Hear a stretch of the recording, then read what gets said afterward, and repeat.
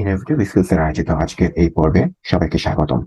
আজকে আমরা কথা বলবো মেশিন লার্নিং এর খুব প্রাথমিক একটি বিষয়, ফিচার নিয়ে।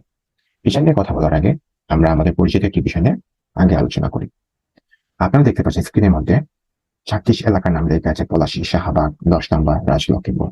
যে কোনো ওয়াকবিহাল ব্যক্তি এই 4টা এলাকার নাম শুনে বলতে পারবেন যে এরা সবাই ঢাকা শহরে অবস্থিত।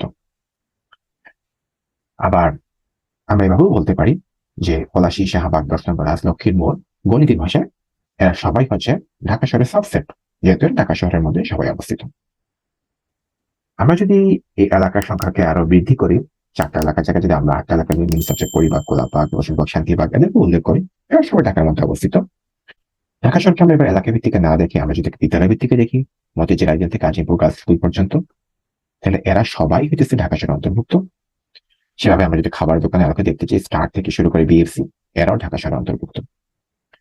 এবং এই 3টা এক্সাম্পলের মধ্যে একটা কমন বৈশিষ্ট্য হচ্ছে, কেউ যদি খুবই র্যান্ডমলি এই ধরনের 6টা স্কুল থেকে 8টা স্কুলের নাম বলে, অথবা এই 8টা এলাকা, অথবা 8টা খাবার দোকানের নাম বলে, যে কোনো ওয়াকবিহাল ব্যক্তি বলবে যে এই ব্যক্তি ঢাকা শহর সম্পর্কে কথা বলতে চাচ্ছেন।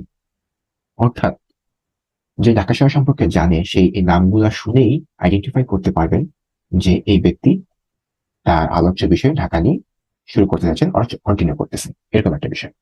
তো আমরা দেখতে পাচ্ছি যে ঢাকা হচ্ছে একটা বৃহত্তর ডেটা সোর্স, যাকে আমরা হয়তো খুবই কম সংখ্যক ইনফরমেশন দ্বারা রিপ্রেজেন্ট করতে পারি। বৃহত্তর ডেটা সোর্স এবং যাকে আমরা খুব কম সংখ্যক ইনফরমেশন দ্বারা রিপ্রেজেন্ট করতে পারি। এই ইনফরমেশন গুলো হচ্ছে তালিকা ভিত্তিতে ঢাকা শহরের জন্য ফিচার। যেমন বিদ্যালয় ভিত্তিতে মতিঝিল আইডিয়াল, গভর্নমেন্ট ল্যাব, এটা এক ধরনের ফিচার। এলাকা ভিত্তিতে পলাশী, শাহবাগ, এটা এক ধরনের ফিচার। খাবার দোকানের ভিত্তিতে স্টার কাবাব, নান্দামিয়ার দোকান, এটা এক ধরনের ফিচার। সো এটা যদিও আদর্শ সংজ্ঞা না বা আদর্শ রূপ না, আদর্শ রূপের জন্য আমরা সামনে অগ্রসর হচ্ছি। সো আমরা ছবিতে দেখতে পাচ্ছি যে এখানে একটা গাড়ি স্কেচের ছবি আছে, যেটা ডিমেনশন হচ্ছে m×n। সো যেহেতু এটা বাস্তব সংখ্যা সীমারেখার মধ্যে অবস্থিত, সো r(m×n) দ্বারা আমরা রিপ্রেজেন্ট করতেছি এই চাকার মধ্যে।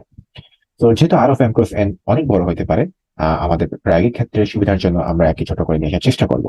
যে কোনো একটা ফাংশন f এর মাধ্যমে আমরা একে ছোট করে r(d) তে নিয়ে আসছি, এবং r(m×n) is way greater than r(d). এই r(d) হচ্ছে r(m×n) একটা রিপ্রেজেন্টেশন, বাট এটা একটা ফিচার না।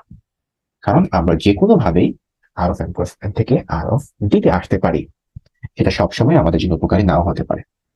যদি কখনো উপকারী হয় এবং যদি সেটা এই উল্লেখিত শর্তটি পূর্ণ করে, তাহলে আমরা কি ফিচার বলতে পারি। সেই শর্তটি হচ্ছে কি, যদি information of r(m×n) is equivalent to information of r(d) হয়, তাহলে আমরা বলতে পারবো যে r(d) হচ্ছে উল্লেখিত r(m×n) এর জন্য একটি ফিচার।